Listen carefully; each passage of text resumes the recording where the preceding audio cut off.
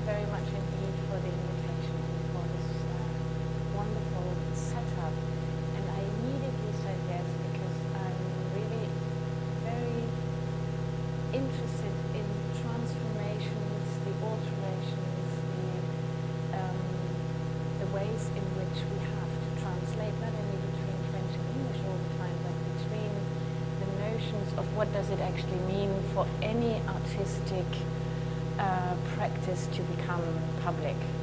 And so it was really extremely interesting to read the title of today's conference in French and in English, and to see how many quite obvious differences are already in the title and in the translation of the different things that are happening over the course of those 3 days.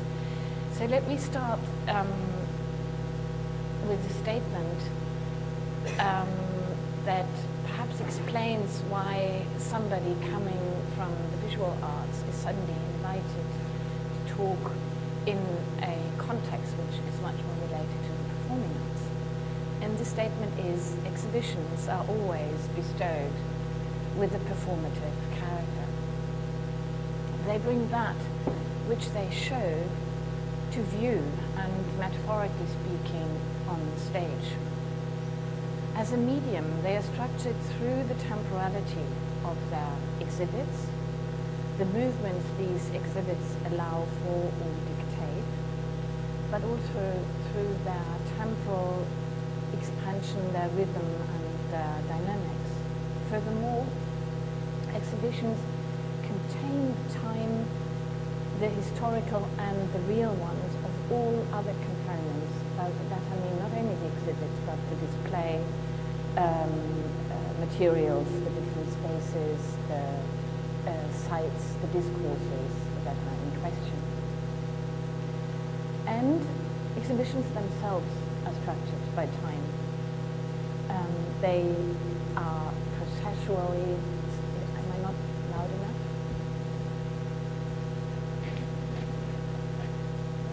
Better? Was it not loud enough?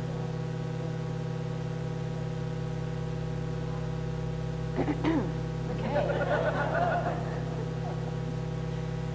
And exhibitions themselves are structured by time. Processuality, I don't know whether that's an English word, but to become one belongs to their central characteristics. Their production, as well as their presentation and reception, are decisively marked by different temporal prescriptions and conditions. Decontextualizing and recontextualizing all of their components, they develop their own temporal expansion, rhythm, and dynamics, just as the exhibits that they contain. Comparable to theatre, dance, or film performances, they are ephemeral.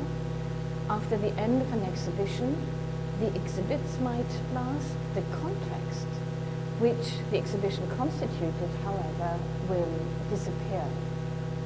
Each venue of a touring exhibition can thus be understood as a performance as well as a restaging.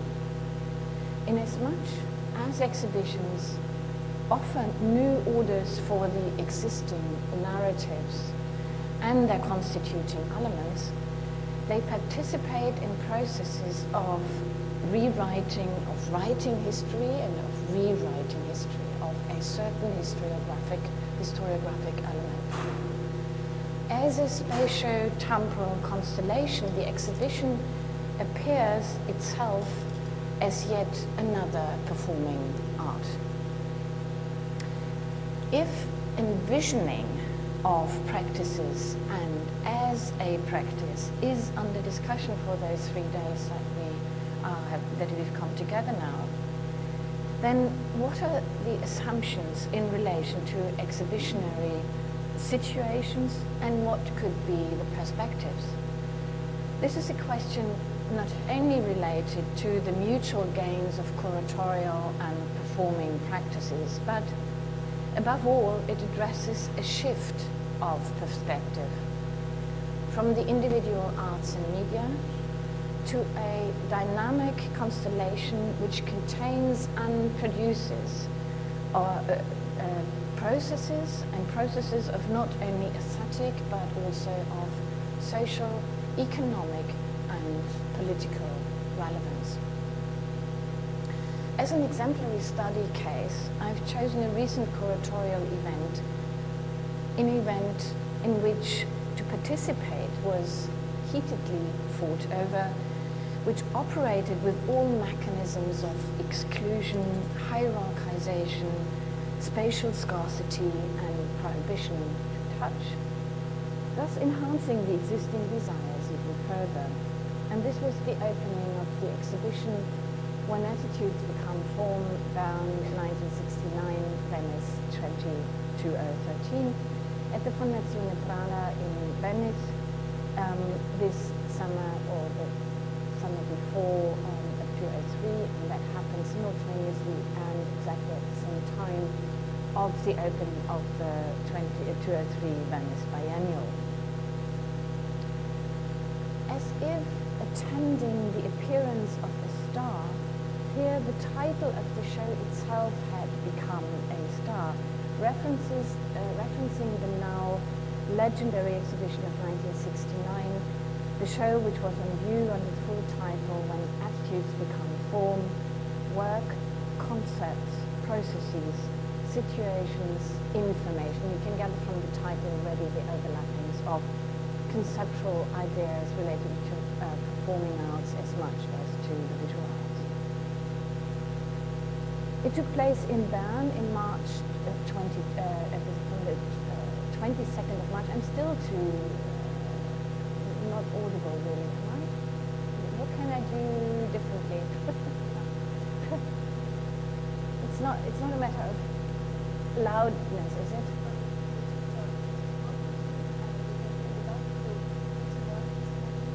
Oh sure, no, I wouldn't at all.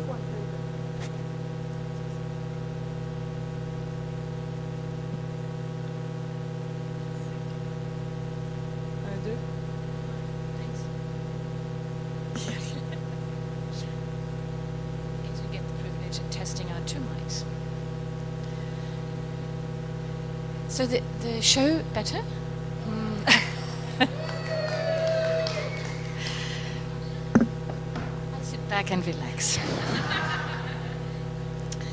So the show took place between March 22nd and April 27th in 1969 in Bern at the Kunsthalle in Switzerland, and it was then run by the then director Harald Seemann, whose reputation and subsequent career profited immensely from that show, and also profited from the fact that it was, a very thematic exhibition, which then became the guideline for all his practices afterwards, and turned him into a freelance curator from 1969 onwards, and among other things into the curator of the Documenta 5, and now again legendary exhibition.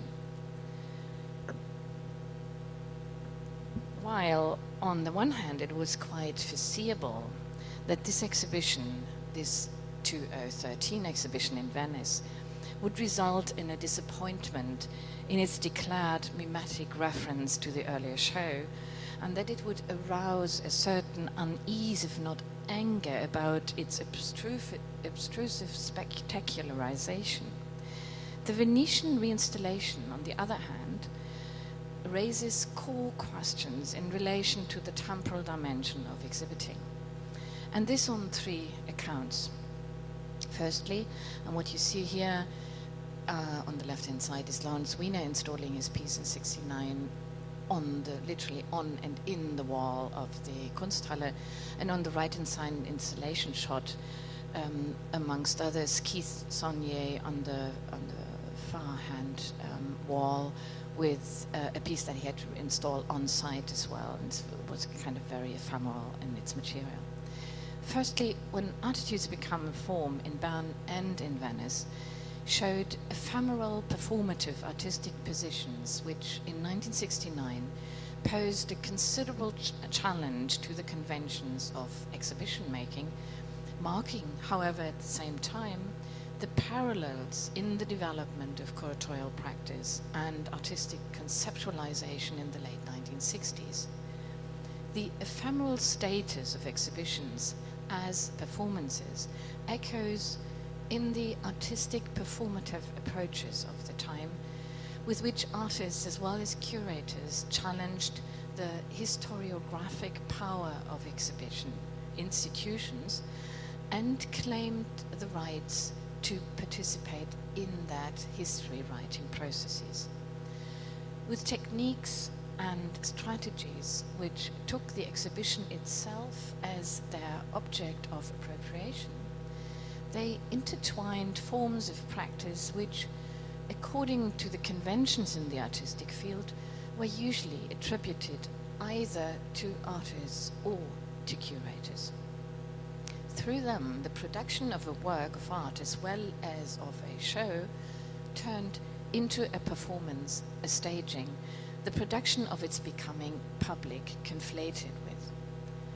Secondly, both shows in Venice and in Bern testify to the fact that the performing arts could thus be part of an exhibition, but that the exhibition itself performed a specific constellation of all the participating elements.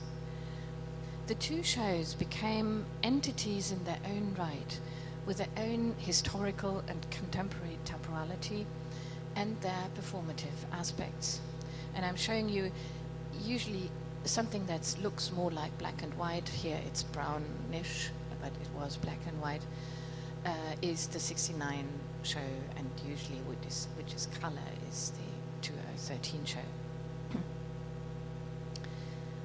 Only with this character the restaging of the show of 69 became feasible as the renewed installation of parts that belonged together.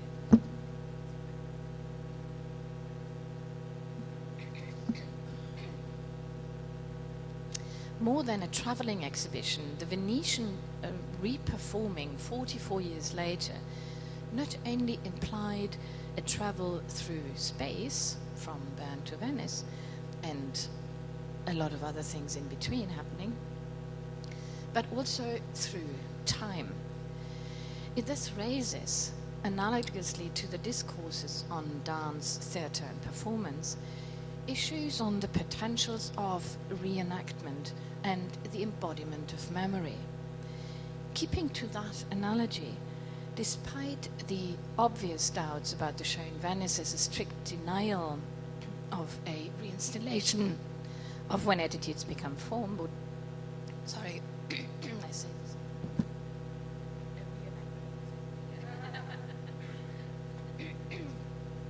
Despite the obvious doubts about the show in Venice, a strict denial of a reinstallation of when attitudes become form would add further mystification to the mystifications the exhibition and its curator had already been part of over the last 4.5 decades. Declaring the exhibition as unrepeatable would mean to dehistoricize it in the sense of a myth, an irretrievable moment of origin, refusing historical explanation. To counteract such a myth-making process takes the imminent spatio-temporal structure of exhibitions into account. And I'm referring with this, of course, to Marina Abramovich's reenactment at MoMA, which has been so heatedly debated, but I think quite profoundly now researched, has been done into it. And this leads to the third issue at stake, dealing with the 69 and the 2013 shows. The reinstallation of the show of 69 in 2013 exemplifies the shifts of meaning, function, and status which all its components undergo. Exhibiting means to relate different participating elements to one another.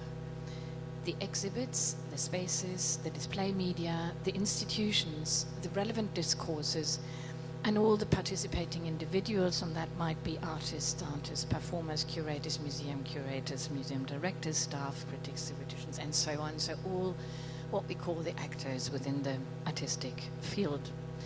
But as you will see, there might be other elements playing a part in it as well. They constitute the exhibition through the relations they established among themselves, and they're brought into relation to one another through techniques of sampling, collaging, mixing, fusioning, or combining. Together, they form a specific dynamic spatial-temporal constellation. With the reenactment of the 60s show in the 21st century, what comes into play are their respective interactions between their own temporality and their constellational setup. The exhibition reenactment performs the performative work exhibition, as well as the constellation by which it has been constituted. And to put it once again differently, when the exhibits within the exhibition always show something, but also themselves. And when in the same way the exhibitions as works show as much something, i.e. the exhibits, as they show themselves, then the reenactment of an exhibition is an act of a third order of showing. It shows itself as an act of showing, and it shows the relations which constituted the exhibition which it reenacts. These procedures of associating anew in the process of showing are the basis for the curatorial potential of rethinking and rewriting history. And this is at the core of my following argument.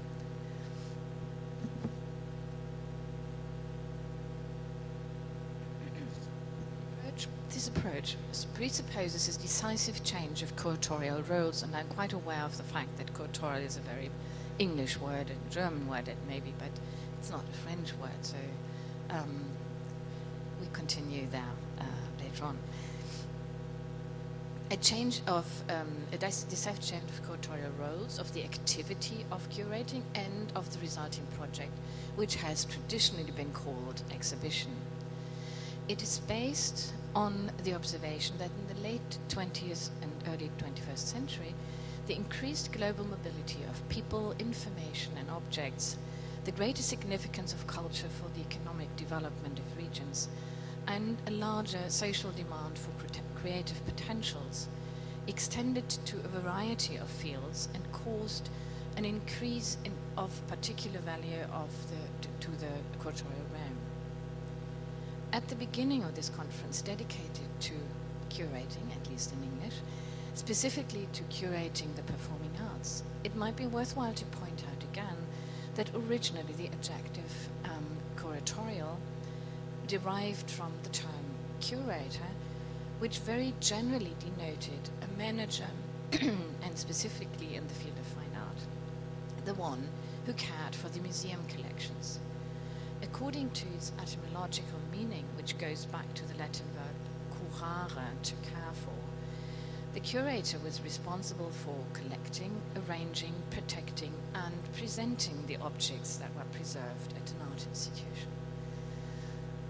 While the professional profile of the curator began evolving in the late 18th century, with the development of museums and galleries, it crystallized after 1945 as a result of the rapidly increasing number of collecting and exhibiting art institutions, as well as the great expansion of the art market.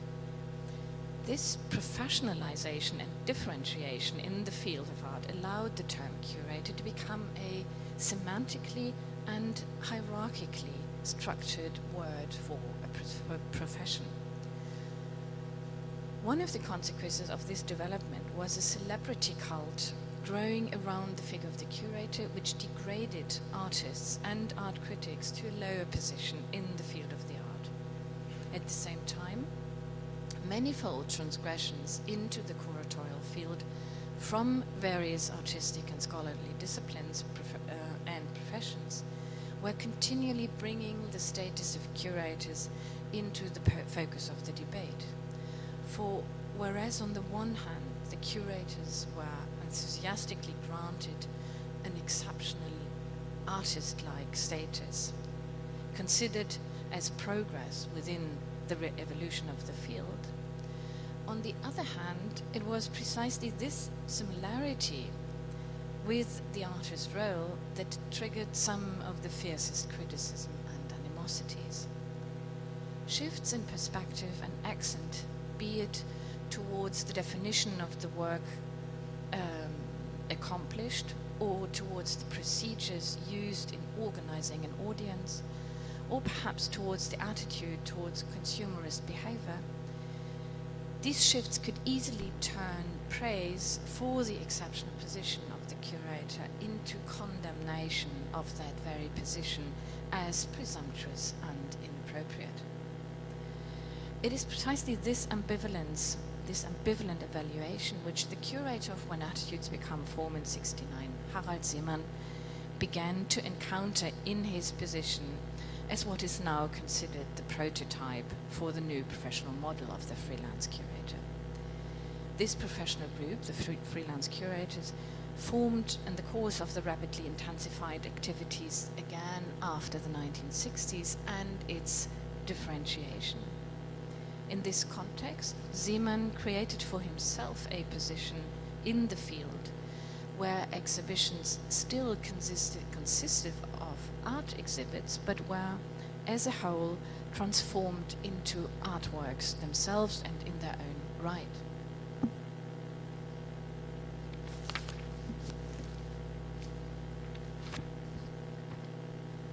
The conflict that was potentially there between agents that converged in the same field of tasks was triggered over the claim of endowing meaning. Against the organizers of a thematic mega exhibition, which Seemann was, or the exhibition designer who had stylized himself into a super artist, which was the claim, the artists voiced their claim that they should be allowed to decide themselves on the display and the contextualization of their work. It is not only the social privileges that are at stake here, but quite fundamentally the way and efficiency of partaking in the process of creating meaning. It is also to this relation eventually that the curators owe the fact that the demand of competences for curatorial practices has evidently become much more complex in the last 15 years. An independent form of cultural production and communication of meaning has been established, primarily in the field of the fine arts, but, and this is why we're here, increasingly also in the neighboring disciplines and arts, such as dance and theater, film, literature, music, design, and also the natural sciences.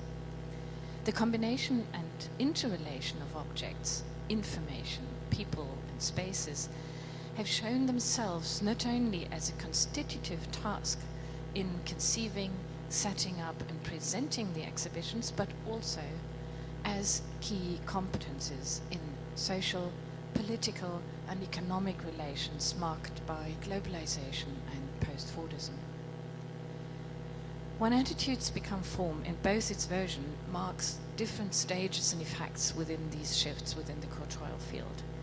In the difference between the two versions, the aesthetic, but also the socio-economic relevance of the curatorial comes to the foreground.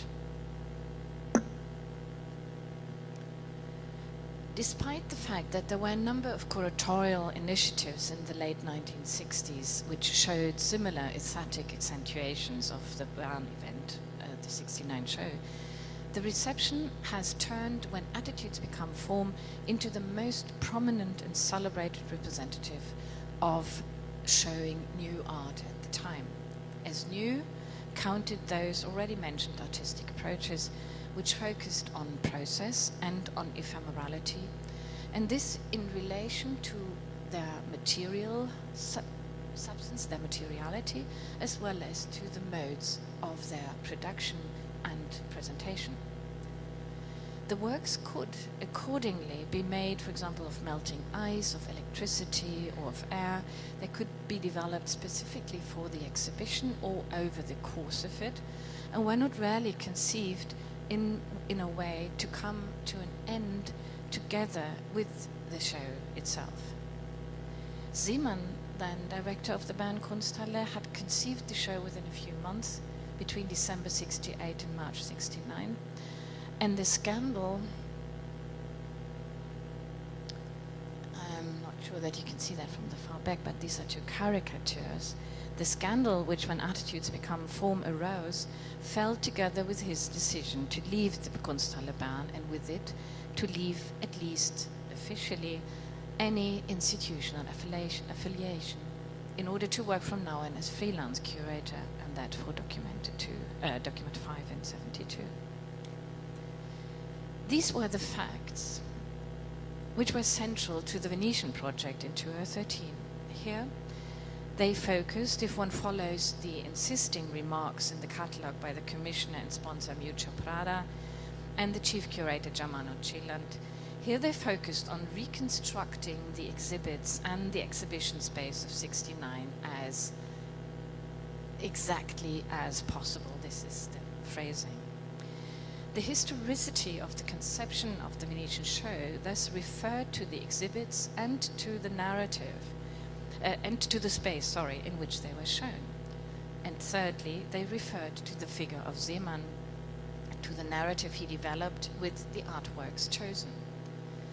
To reconstruct this narrative, Germano Celand was predestined and legitimized, as he wrote himself, because of his own involvement in the exhibition in 69 by way of the opening speech, and also because of the shows and publications he had produced at the same time as Seemann, which testified to his knowledge of the art of the time. Here you see in the middle Miuccia Prada, and on her right, Germano Celand. In terms of a reenactment, there can be thus discerned 3 levels of intended embodiments, while the exhibits perform as themselves. That would be the first. The architecture of the Ca' Corner della Regina in Venice embodies, with the installational constructions of the artists Thomas Demand and the architect Anne Kohlhaas, the rooms of the Kunsthalle Bern. And finally, Celand appears on the basis of his biographical and personal closeness in the role of the Swiss curator, and you see the 3 of them here on the left-hand side, and Miuccia Prada in the form of adorational reenactment of the Walter de Maria piece within in the show. In the following, I will focus on 3 of the effects the reenactment had on the meaning, function, and status of some of the exhibition components, as well as on the exhibition itself. And let me start with the exhibits.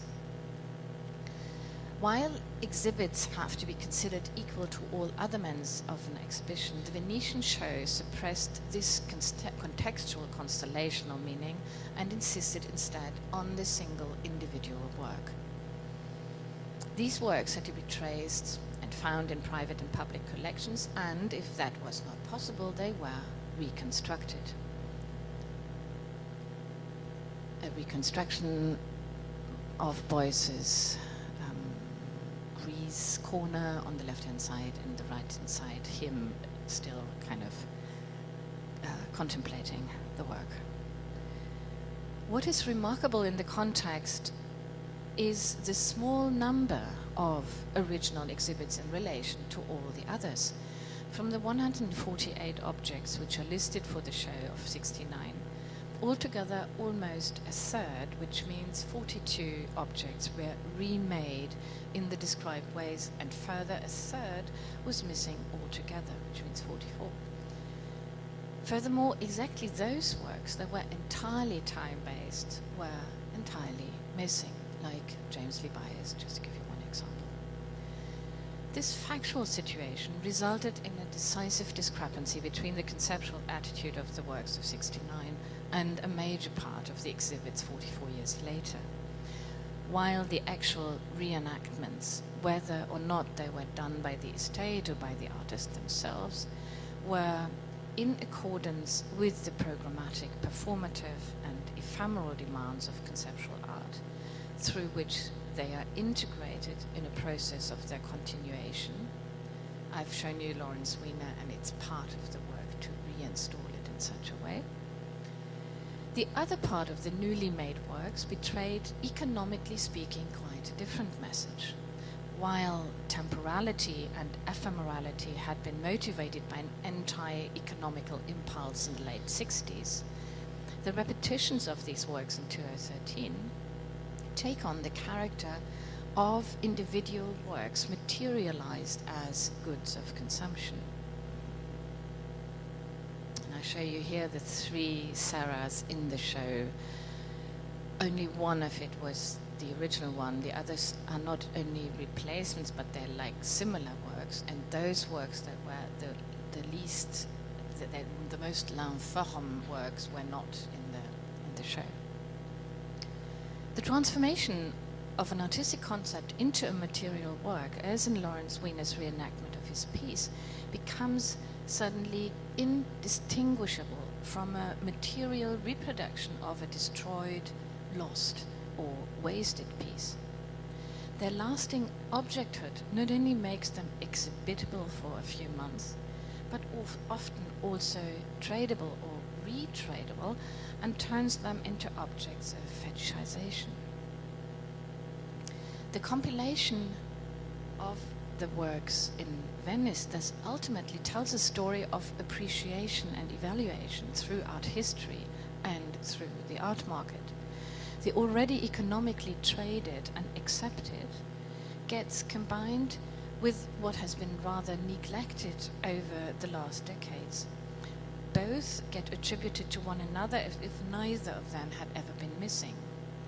The art historically recognized, even when only existing in conceptual form, turns through its reenactment into a commodity as part of the art market. The performative, temporal processes in which practices of production and publicity had often become inseparable finds themselves reduced to their value as congealed labor. This discrepancy in relation to the original concept of the works gets further enhanced by the mediatization of the '69 show. Seemann had carefully looked after the documentation of his show and had specifically hired the well-known New York photographer Harry Schunk to document not only the final installation but also the installation process. Furthermore, he had invited the Swiss journalist Marlene Bellilot with her film team of the Swiss TV channel to report about the event even before its opening.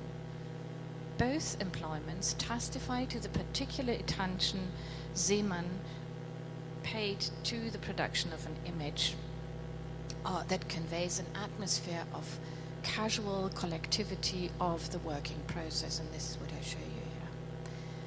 This image of the exhibition reflected the ideals of the Italian artist and curator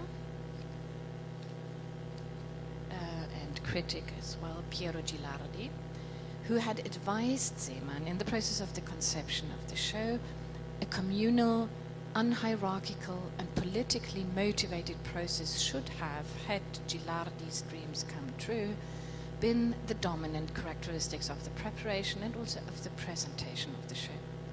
This character, however, does not correspond neither to the atmosphere of the installation shots of the final exhibition, which looks much more cleaned up, nor to the actual installation process. Instead, Seemann insisted on keeping the control over selection, development, and combination. The photographic and filmic portrait of the exhibition genesis, which performed the working processes as integral part of the show, significantly exceeded the curatorial means, if you want, in '69 and even more so in 2013, but it exceeded the whole way in which the installation as such took place. So the image making was part of the show, but conveyed a very different aspect of it. Nevertheless, the memory of the original in '69 and its iconic status in exhibition history is largely defined exactly through those process-oriented images that have survived. The second shift in meaning and status and function relates to the figure of the curator himself. Germano Celand appears in the role of Seemann, in the position of the curator responsible for the early show, a role which Celand as I said, attempts to fill as closely to the original as possible, as he writes in the catalogue. He takes on the part of an exhibition maker who counts like no other as the reference figure when there is talk about the professionalization of the curator, about curatorial authorship, or about changes in the presentation of art after the 60s. With Seemann, the profession has gained a glamour which within the art field had previously been reserved exclusively to artists, if at all. And I show you here Tanja Ostojić's video which is called I'll Be Your Muse, in which she accompanies Seemann at the opening days of the Venice Biennial in 2002 through all the different celebratory venues by his side, dressing up as, you know, a celebrity herself, but as his muse. In 1969, this role, however, was still markedly different. Seemann had been director of the Kunsthalle Bern for 8 years, had not yet acquired the reputation of notorious renewer of the rules within the art system and as an enfant terrible, a reputation for which his talent with self-staging, which can be traced in text and visual imagery throughout his career, played an additional part. Scandalization, I show you, this is the final image that he himself, I think you probably have seen it a million times, it's the final day of the Documenta 5, in which he shows himself in the midst of all the artists he selected.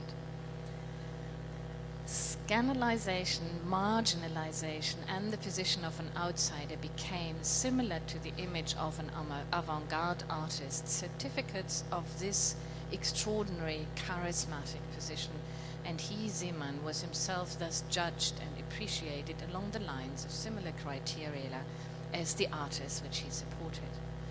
This process, the French sociologist Nathalie Aynick had pointed to when analyzing the misconstruction process in the reception of artists, taking Van Gogh as the paradigm.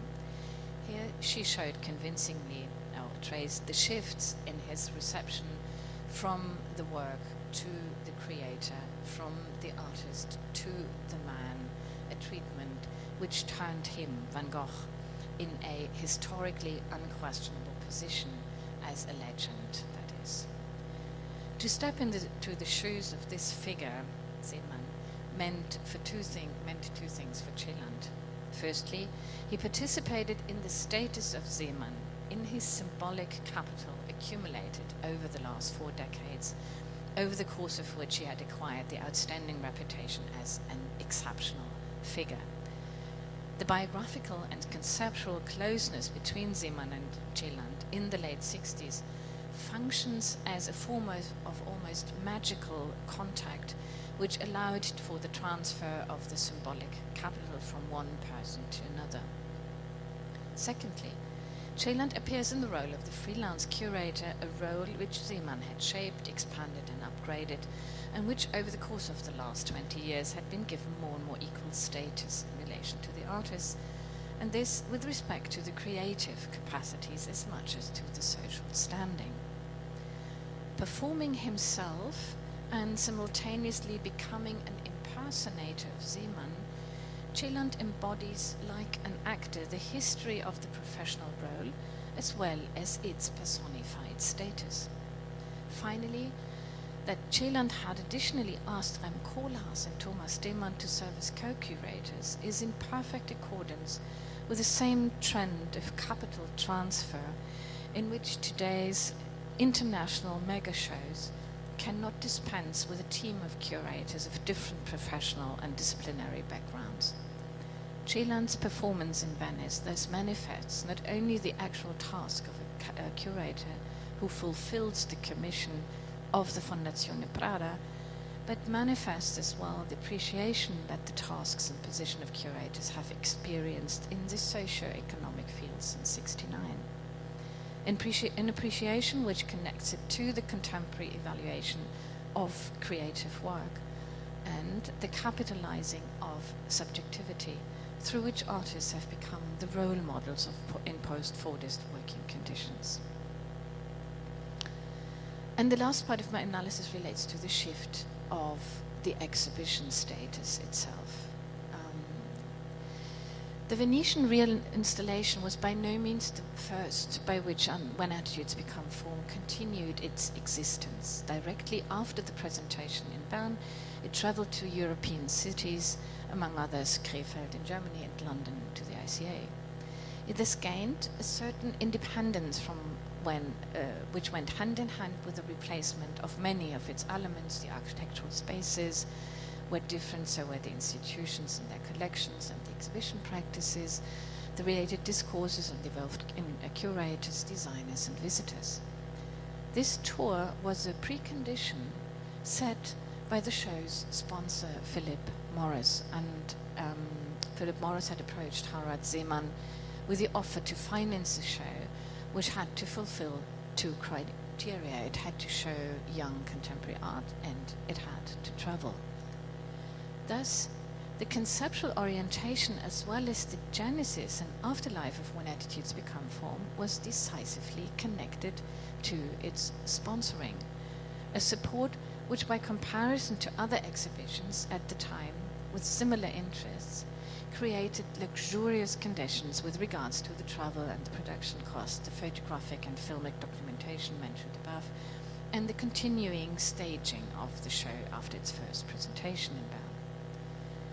The paradox that, particularly in exhibition of works which experimented with ways of undergoing the art market, was among the first, which was made possible through private sponsoring, is part of the historically significant characteristic of When Attitudes Become Form. Here, the disillusioning of the political and economic ideals associated with process orientation and temporality seemed to be preordained, which manifested themselves in the continuing success of this generation of artists on the market. The focus shifts yet again from the performing process to the consumable product and the consumable artist's body, which enables the reenactment in the exhibition.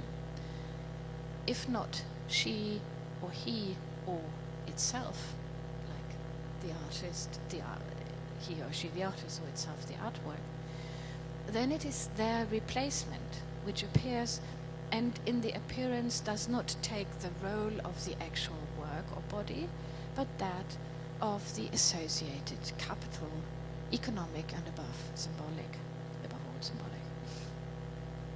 A similar result is true for the exhibition. Despite its ephemeral character, it was unable to escape its own economization. Not the original constellation was of importance anymore, but instead its attitude. It was understood as avant-garde. The show itself became a marketable item, as did its setting and strategies of publicity, the poster and catalogue. The show itself was half restaged in 1986 by Bob Nikas in New York and refilled with contemporary works. And this restaging was restaged. It was first restaged in New York, then at Hans Meyer's gallery in Düsseldorf. Hans Meyer bought the whole show. He showed it then at the Art Cologne, where it was resold again and then traveled to Paris, just to show you this kind of mechanism in which it continued. But also you could extend this to the title itself, How Attitudes Become Form, has then changed into How Attitudes Become Form, where the conceptual attitude and the fact that it was so significant for the contemporary artistic developments at the time turned into other significances of nowadays. Or When Attitudes Escape Form at the Kunsthalle Basel, which showed a similar time span but with a different attitude, one might want to say. And thirdly, the catalogue, for example, again turned into something very different. It was a ring folder, a very kind of casual way of producing publicity material for the show. And then if you look at how it got received through history, this kind of very low-key appearance was taken up at the beginning with other exhibitions relating themselves to the title, but then turned to its opposite in the catalogue for the Venice show, where it became a coffee table, an enormously big block of information. When attitudes become form can thus be described as an exhibition reenactment which, above all, marks the mechanisms of appreciation and evaluation within the curatorial field. In its process, the original participants in the constellation become their own replacements, which perform the gains of economic and symbolic capital. The exhibition appears as its own image. To sum up, the reenactment of When Attitudes Become Form, this shows how much the exhibition as part of the performing arts participates in the reconstellation and thus the reconfiguration of the meaning of its constituting elements as much of itself. And in the process of this reconfiguration, it might undergo the same shifts of meaning as its exhibits, from a peripheral avant-garde position to a well-established iconic one, from an economically resistant alternative approach to one not only as marketable but as a high-priced marketable good, from a process to a much more stabilized fixed entity. What's more, above all, however, due to its constellational structure, its relational dynamic allows for processes of negotiation among the participating actors and actants, to use a Latourian notion. Bodies, objects, discourses, but also the form of status, as we have just seen, attributed to them over the course of time, become part of these interrelational exchanges and negotiations. The strategies used in their context, as well as the aims, may differ.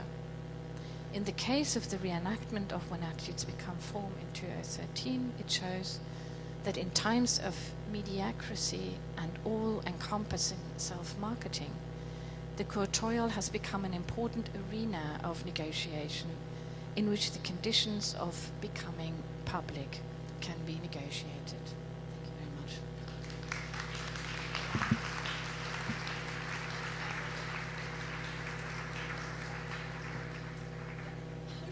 Okay, I'll take this microphone. Thank you so much, Beatrice. I don't have to translate. I'm sorry, I forgot. We have translators. So, Judy, I'd like to invite you to the stage. And yes, time is a little short for this morning presentation, so we won't have a question period right after this response and keynote, but there's going to be a lot of question time in every other session. I'm so sorry we just lost that little bit here. So sorry about the coffee. We're trying to work on the hot water problem. We think we've got it solved. So sorry about that. We will solve it. Okay. I think it's this one. Okay. Thank you, Dina. Thank you, Jane. I'm honored to be here, and thank you for your invitation, and especially this morning, your exuberance. And thank you, Beatrice, for your thoughtful and provocative opening remarks. I'd like to begin my response with by quoting you, Beatrice. So, quote, "Finally, the reinstallation of the show, 1969, in 2013, exemplifies the shifts of meaning and function which all its components undergo. Exhibiting means to relate different participating elements to one another, the exhibits, the spaces, display media, the institution, the relevant discourses, and all the participating individuals, the artists, curators, museum directors, and staff, critics, theoreticians, as well as visitors or groups of visitors. Together they form a dynamic spatial temporal constellation."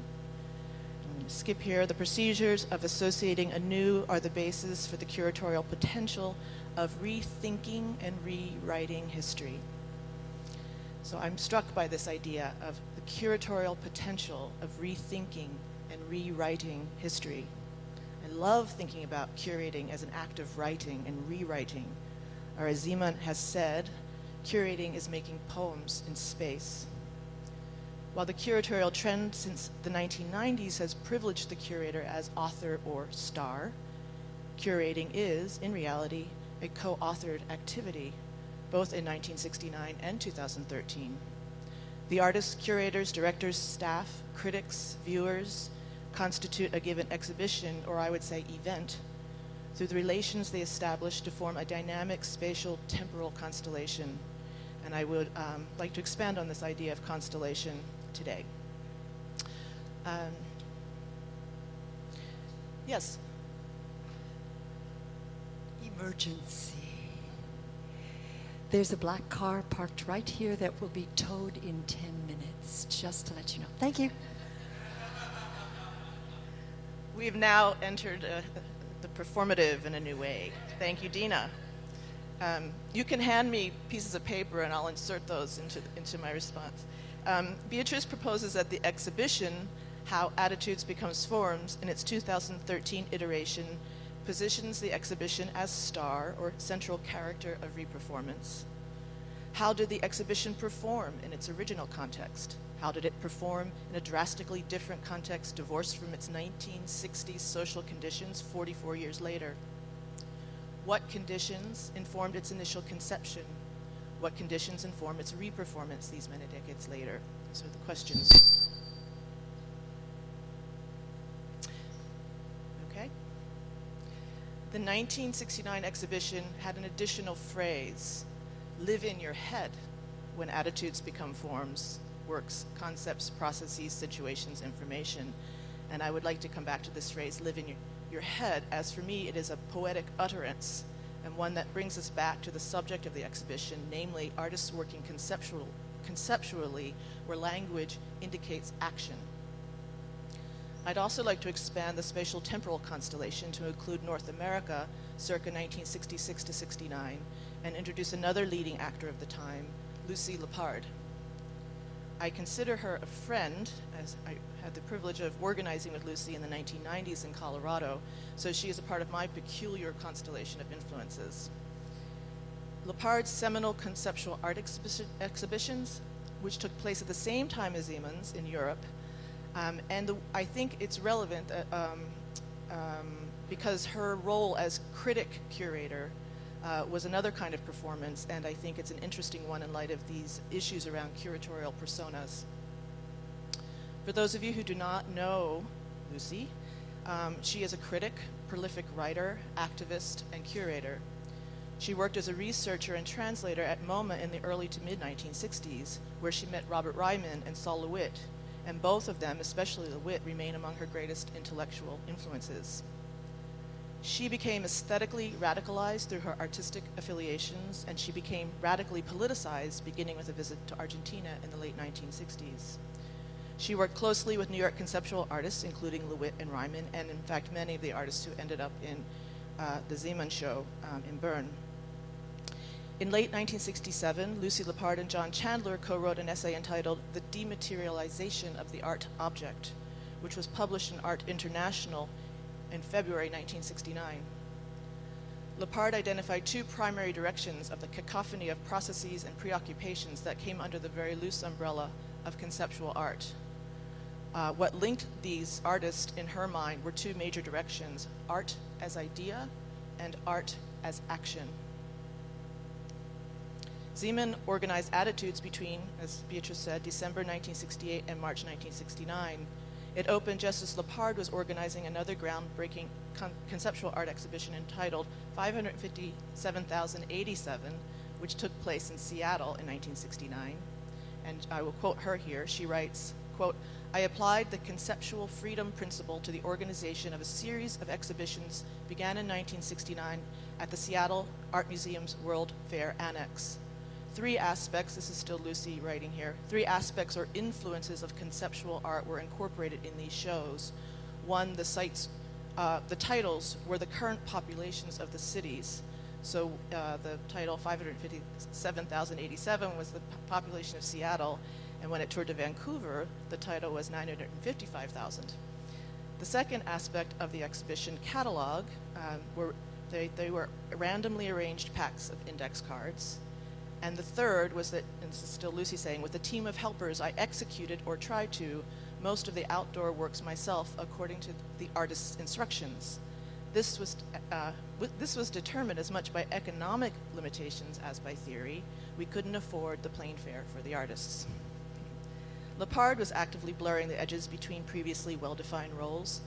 As she was becoming widely published as a critic, she was also curating, not a common practice then or even now. She was transparent about her associations, friendships, and partnerships with artists and unapologetically advocated for their work. In her new preface to Dematerialization of the Art Object, she reminds us of the larger cultural backdrop against which conceptual art emerged. In North America, Latin America, and in Europe, youth culture, artists and non-artists, were actively resisting the establishment, she writes. The era of conceptual art, which was also the era of the civil rights movement, Vietnam, and the women's liberation movement, and the counterculture, was a real free-for-all, and the democratic implications of that phrase are fully appropriate, if never realized. Imagine, John Lennon exhorted us, and the power of imagination was at the core of even the stodgiest attempts to escape from the cultural confinement, as Robert Smithson put it, from the sacrosanct ivory walls and heroic patriarchal mythologies with which the 1960s opened, end quote.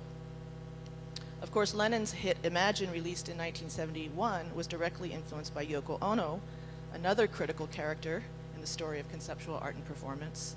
Her book of conceptual scores, entitled Grapefruits, was published in 1964, and I will read one now, one piece written in 1963, Tuna Fish Sandwich piece. Imagine 1,000 suns in the sky at the same time. Let them shine for 1 hour, then let them gradually melt into the sky. Make one tuna fish sandwich and eat.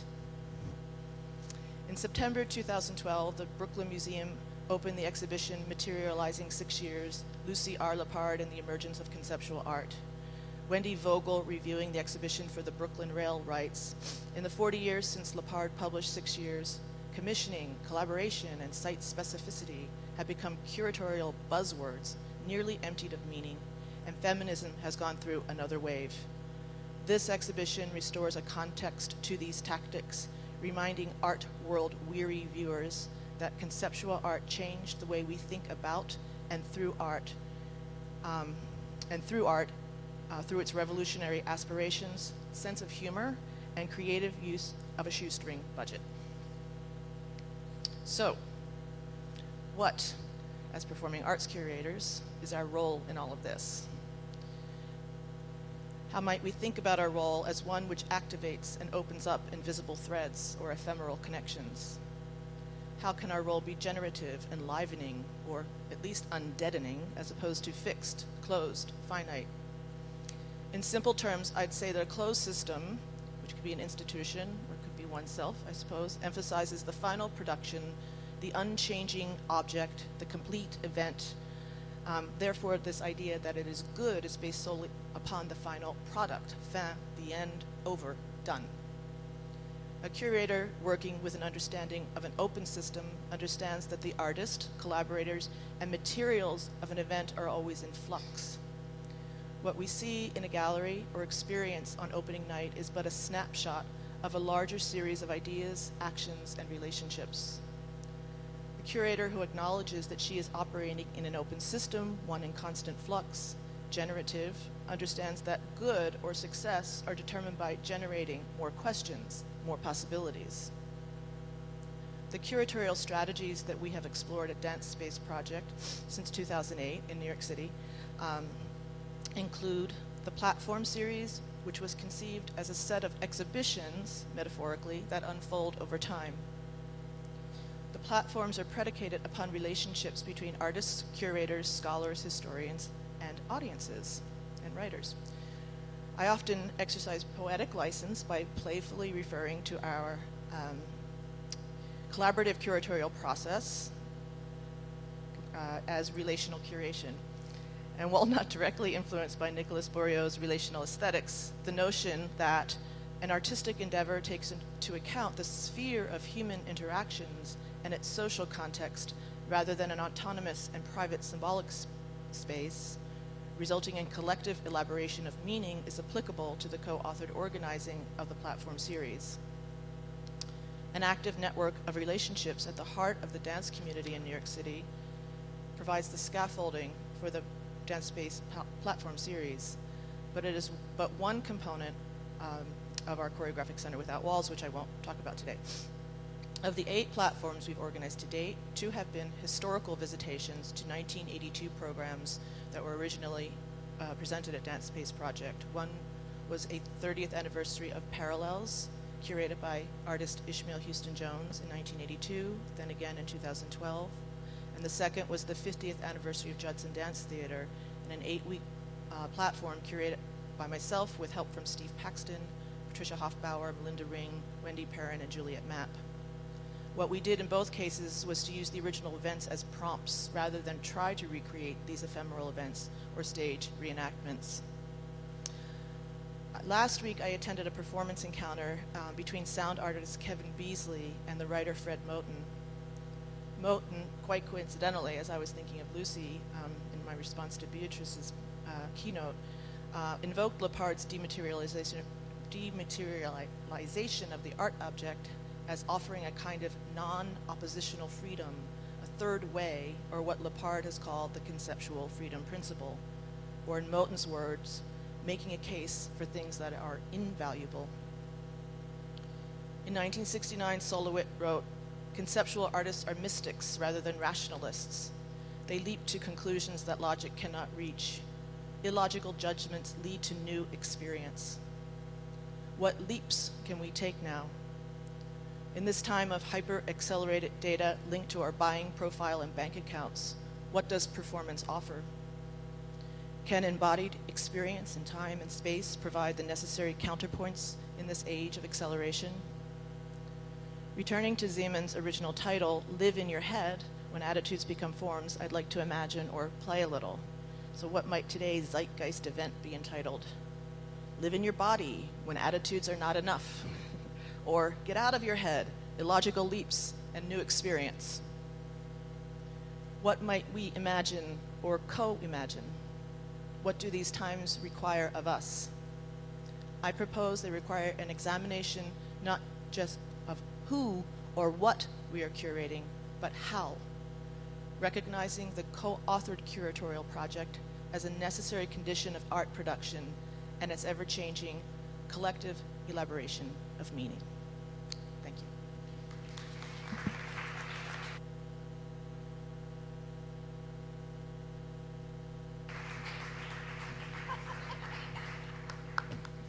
I haven't done that in 10 years. I'm just excited. Thank you so much, Judy. We do actually, thank you. That was giving us 10 minutes for discussion, so please stay. And may I recall Beatrice? So, here, c'est bon? Okay. So, yes, we have time for questions and discussion. I'm so excited that it's going to start with you because this symposium is you, all of you too. It's all of us together. So, here's the mic, and you must use the mic.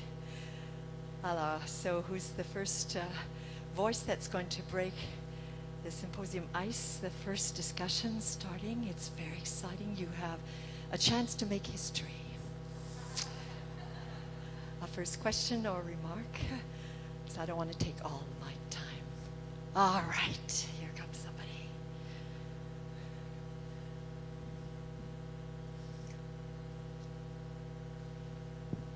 I just have a couple of comments, and this will be a topic that will come up frequently, no doubt, during our next few days. But it's the problematic nature of temporality and how temporality enters into the exhibitionary process, because it is a problem, but it just doesn't appear as one other object to display. It's a process. So I think, I'm curious in your mind how the shift came about. In my mind, it's not just a shift, but it's temporality itself that produces the shift. Okay, and I forgot. No, you're good. I just do say your name. because yes, you're going down in history. We might even transcribe these conversations and put them in the book. My name is Philip. So for me, it wasn't any sort of performative aspect, reenactment of performances that accounted for partnerships, but it was really the problem of temporality entering into the exhibition process or to the exhibition itself. And it's really video that caused this shift in my mind. And a good example is back to Venice, when there was 2002, where all the black boxes were the white here. Exhausted and complaining. And it was really a matter of a temporal process that caused the temporal shifts. It was temporal artwork that caused the shifts in exhibition status. My second comment is really about Germano Chaland. And I mean, there are obviously many criticisms that can be made of that exhibition, which you very skillfully brought out. But I think one of the points is, and I think maybe you were a bit too hard on this notion of symbolic transfer of capital from Zeman to him, but I think the exhibition points out that any reenactment is by nature theatrical, and that you can't precisely recreate an exhibition in which that was not precisely recreated. And there are other problematic aspects, which is Sonia's were reproduced smaller than they were originally. You can't reenact an exhibition without a new performer, which is the curator, which you indicated, and a diminished role for Germano Chaland. And any biography of Zeman, as we indicated, becomes an autobiography of the new curator, Germano Chaland. So it was a highly spectacularized exhibition, but made sense in terms of the history of Germano Chaland, who really talked about the exhibition processes being operatic in the past in the 90s. We talked about that. So it made sense to reenact this opera in a home opera. Whatever that means. A comment. 2 comments. I was hoping I didn't say it didn't make sense. All I was looking at was the consequences this has for the meaning of the show and the elements within the show. And I think what I'm really interested in is the responsibility that one has when one is involved in a reenactment.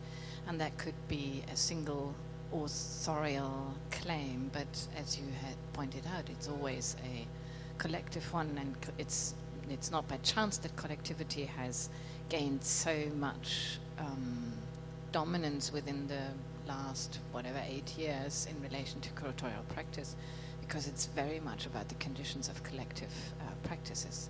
So in that respect, yes, the claim by Chaland is absolutely legitimate. I'm just talking about the responsibility and about the conscious way of dealing with works that existed before. And as I said, I'm not saying that the reenactment as such is something that we should deny, but we should look at what does it actually do. And I think it does the same with theatre.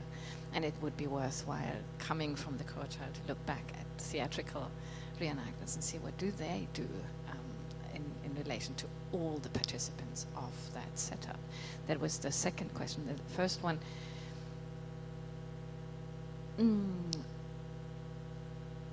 my argument would be that the exhibitions didn't change because of video, but that in the course of the 60s, there was a specific interest in modes of practice that allowed for a different way of dealing with the rising art market.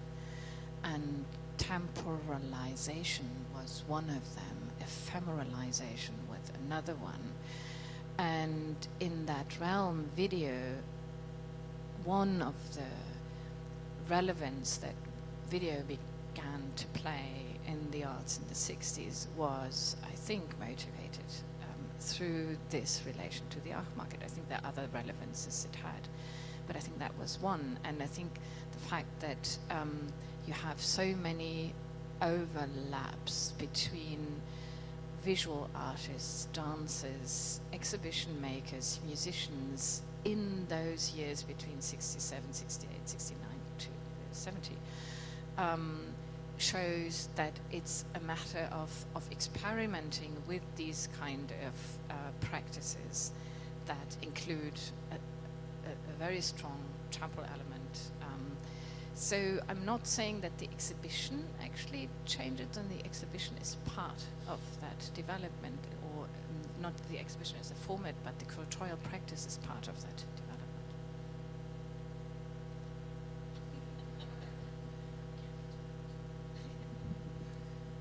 Open mic again. It's your turn. An opportunity now to pose a question of any kind. In this brilliant group, there's certainly comments and questions. I can't believe you're shy. Does that mean you want more break time to talk together? All right. So much to both your presentations.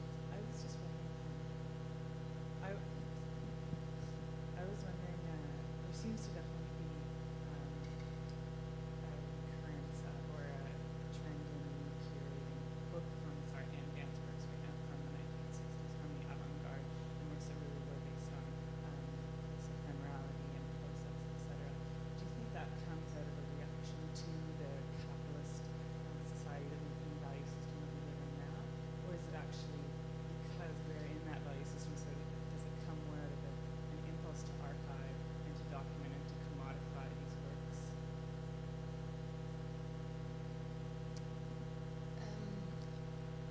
I think at the time it had a lot to do with the market. I think today it has a lot to do with the archive, and I think that is a tendency for over the last towards the end of the last century. I think that became one of the dominant features, and the reenactment I feel has a lot to do with this archival impulse. How do we deal with memory? How can we produce it? How can we save it? And I think that is part of what has happened in Venice too. And I think what happens at the moment in so many cases where exhibitions get reenacted because we think maybe we don't know what it was like, and maybe through an reenactment we know more. Just a couple of thoughts. I think both are at play. I think that in times of economic uncertainty and that there is some kind of, maybe it's existential pull to the body or presence. I know that's a romantic idea, but I actually think that there's some truth to that. And I also think that when you're at a time, for example, I'm thinking about the Judson Dance Theater or a number of artists from a particular time period, when you're realizing that time is moving and yet there's the presence of the artist in performance is critical to understanding, and it can never be the same. I think we understand that coming from the performing arts and dance, but the presence of that particular artist, what their body, mind holds, is critical. So I think that there's some urgency around that right now. Oh, Victoria Morgan. Thank you so much.